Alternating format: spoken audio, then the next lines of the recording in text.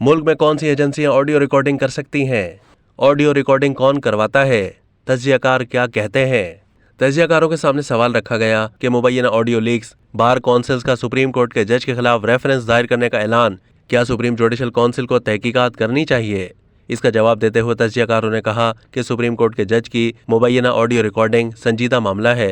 Supreme court के जज की मुबैना ऑडियो रिकॉर्डिंग का मामला मंतकी अंजाम तक पहुंचाया जाना चाहिए। मामला सुप्रीम जुडिशल काउंसिल में जाना चाहिए।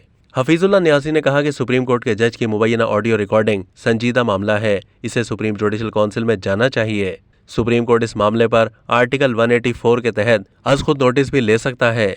इन जज साहब का पहले भी एक केस सुप्रीम जुडिशल काउंसिल में जा चुका है जो वापस हुआ। इस मुल्क में सिर्फ 3 एजेंसियां ऑडियो रिकॉर्डिंग कर सकती हैं, उनमें 2 एजेंसियां इस्टेब्लिशमेंट की हैं, तीसरी एजेंसी सिविलियन है।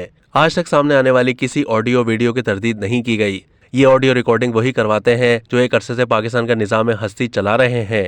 अब तक के लिए इतना ही। मजीद मालूमात के लिए डेली जंग के यूट्यूब चैनल को सब्सक्राइब कीजिए।